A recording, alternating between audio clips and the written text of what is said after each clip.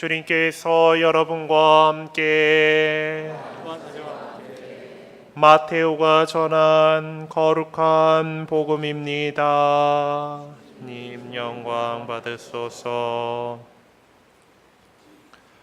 그때 예수님께서 제자들에게 말씀하셨다. 너희 가운데 두 사람이 이 땅에서 마음을 모아 무엇이든 청하면 하늘에 계신 내 아버지께서 이루어 주실 것이다. 두 사람이나 세 사람이라도 내 이름으로 모인 곳에는 나도 함께 있기 때문이다. 그때 베드로가 예수님께 다가와 주님, 제 형제가 저에게 죄를 지으면 몇 번이나 용서해 주어야 합니까? 7번까지 해야 합니까? 하고 물었다. 예수님께서 그에게 대답하셨다. 내가 너에게 말한다. 7번이 아니라 77번까지라도 용서해야 한다. 주님의 말씀입니다. 그리스도님 참여합니다.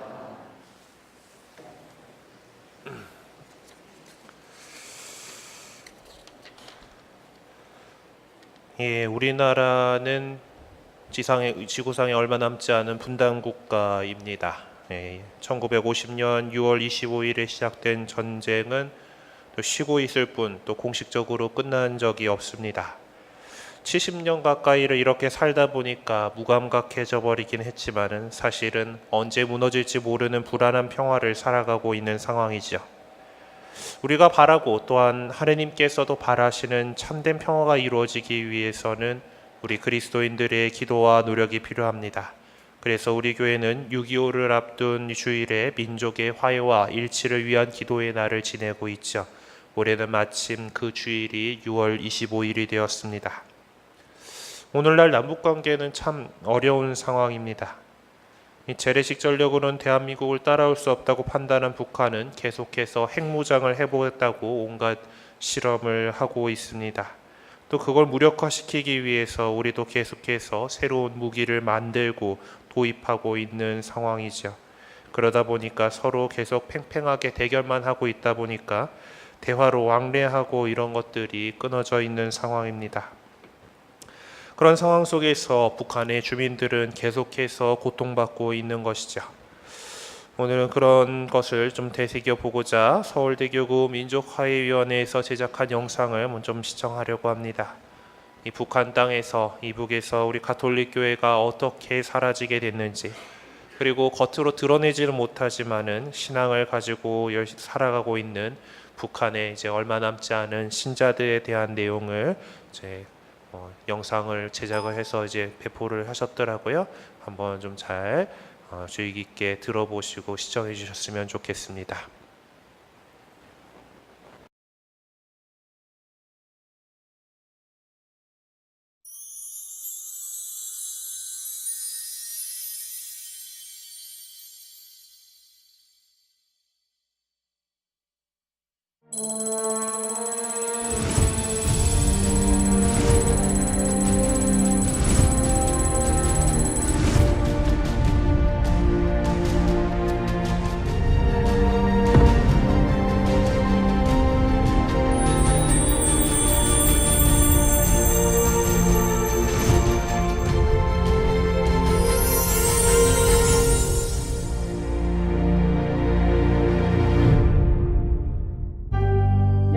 어젯밤 또 한 분의 신부님이 사라졌다는 연락을 받았습니다. 지금도 저희 성당 주변에는 보위 부원들이 어슬렁거리고 있습니다. 이제는 정말 자유롭게 기도하고 성체를 모실 수 있는 시간이 저에게 별로 남지 않은 것 같습니다. 이 긴장과 두려움의 시간, 이곳 북녘 땅에서는 거의 마지막으로 남은 사제인 제가 할 수 있는 일은 무엇일까요?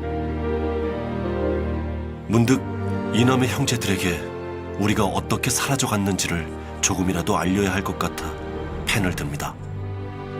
주님, 부디 이 편지가 무사히 쓰여지고 전해질 수 있도록 은총 내려주소서. 1945년 광복의 기쁨도 잠시, 소련군이 북한에 진주하면서 불길한 기운이 감돌더니 김일성 정권이 들어선 이후로는 교회에 대한 탄압이 본격적으로 시작됐습니다. 주일이면 강제 노역을 시키거나 아무 일 없이 학교에 나오게 해서 미사를 보지 못하게 하는 등 신앙생활을 못하게 막았습니다. 당시 평양 대목구장 홍용호 주교님께서는 이미 공산주의 정권의 교회에 대한 박해를 잘 알고 계셨습니다. 교구 사제들에게도 박해의 시간이 닥칠지 모른다. 그럴 경우 사제들은 모두 도망가지 말고 의연하게 본당을 지킬 것. 그것이 사제의 책무이고 삶이다. 그때 우리 사제단 사이에 감돌던 비장한 기운을 저는 잊지 못합니다. 우리는 과연 그런 사제가 될 수 있을까? 하지만 박해의 시간은 예상보다 훨씬 빨리 다가왔습니다. 1949년 5월 14일 홍용호 주교님이 누군가에 의해 피랍되신 것을 시작으로 사제들도 하나둘씩 행방불명되기 시작했습니다. 그럼에도 불구하고 우리 사제들은 모두 자신의 자리를 지켰고 우리 신자들 역시 밤낮을 가리지 않고 성당과 사제관으로 몰려들며 사제들을 지켜내기 위한 눈물겨운 노력을 다했습니다. 동료 사제들과 신자들이 보여준 그 모습들이 이제 곧 저에게도 닥칠 순환과 박해를 의연하게 맞이할 용기를 갖게 해주기도 합니다. 어쩌면 저는 지금 그 순환과 고통의 순간이 어서 오기를 기다리고 있는지도 모릅니다.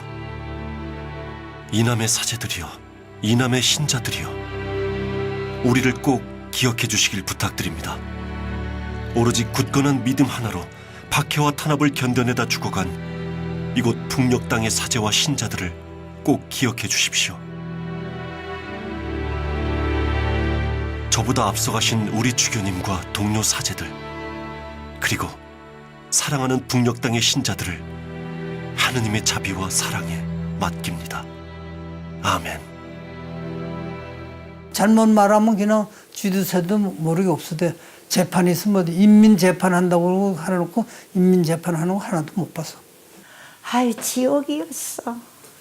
생각하면 지옥이야, 지옥. 해방이 아니고 지옥이었어. 그냥 쥐도 살도 모르게 죽여요. 성당은 전부 다 그냥 저승이죠. 폐쇄시켜놓고 무슨 뭐 가지도 못했고 미사가 어디 있어. 신부님들은 다 끌려가서 다 돌아가셨고. 벌써 70년이 다 되어가는군요. 그때 그 신부님의 편지를 제가 이렇게 오랫동안 전하지 못할 거라곤 그땐 정말 생각지 못했답니다. 지금도 눈에 선하군요. 그때 그 신부님이 저에게 편지 한 통을 건네시며 다급하게 말씀하셨죠. 테레사야, 어서 이남으로 내려가라. 가서 이 편지를 이남 교회분들께 꼭 좀 전해줘. 뭔가 소중한 것이 담겨있는 것 같았던 그 편지.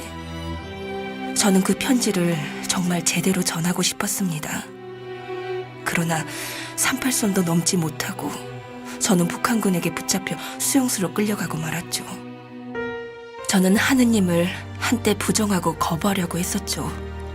하지만 제가 전하지 못했던 신부님의 편지는 그런 가운데서도 늘 제 곁에 남아 제 마음을 다시 하느님께로 향하게 했어요. 하지만 감시의 눈을 피해 신앙생활을 하는 건 쉽지 않은 일이었어요.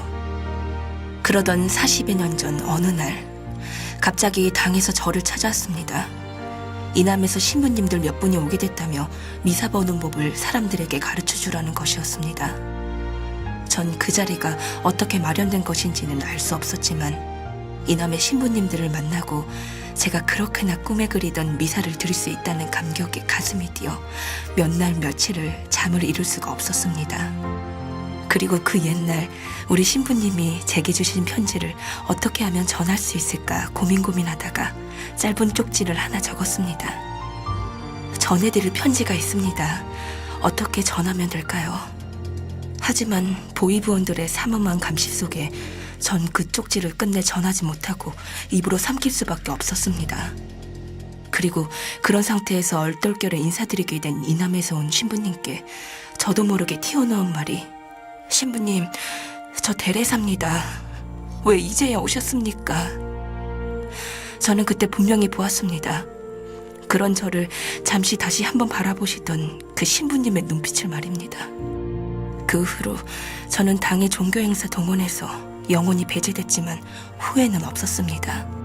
이남의 신부님들과 신자들이 반드시 다시 우리를 찾아와 줄 것임을 확신할 수 있었기 때문입니다. 그 후로 40년의 시간이 또 훌쩍 흘러버렸군요. 금세 다시 오실 줄 알았는데 왜 아직도 안 오시는지 침묵과 무소식의 시간이 생각보다 길어지는 것 같군요. 혹시 우리를 잊어버리신 건 아니겠죠? 죽기 전에 딱 한 번만이라도 하느님을 마음 편히 불러볼 수 있으면 좋으련만. 그땐 우리 모두 목청껏 하느님을 찬양하고 감사의 노래를 부르도록 합시다. 아멘. 밥 먹고 나서 돌아가신 분에서 기도하듯이 짤막하게 이북의 동포들을 위해서 구원해 주십시오. 그 기도라도 해주기 바란다. 그런 얘기는 오늘 좀 결로 삼아 얘기하고 싶으네요.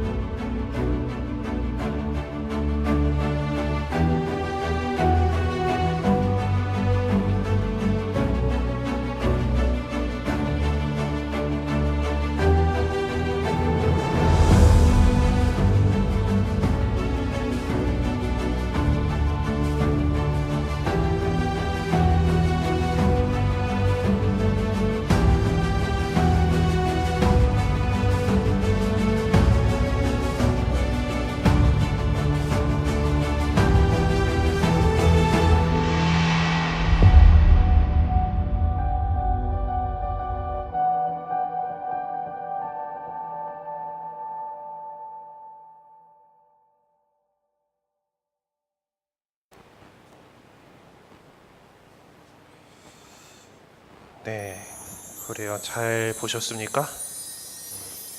저희 스톱부터 먼저 하시고. 그래요. 오늘 민족의 화해와 일치를 위한 기도의 날을 맞이해서 우리들에게 들려주신 예수님의 말씀을 기억했으면 합니다. 7번뿐만 아니라 77번까지라도 용서해야 한다라는 그 말씀, 그리고 그 앞에 둘이나 세 사람이라도 당신의 이름으로 모여있는 곳에 함께 계시겠다고 하셨던 그 말씀, 우리가 남북이 하루빨리 화해하고 일치할 수 있도록 또 우리 모두가 마음을 다해서 기도했으면 좋겠습니다. 더 이상 분단으로 고통받는 사람들이 없도록, 그리고 북녘의 형제 자매들도 우리와 함께 자유로이 하느님께 흠숭을 드릴 수 있는 그날이 빨리 올 수 있도록 주님께 기도드리면서 오늘 이 미사 정성껏 봉헌하도록 합시다. 잠시 묵상하시겠습니다.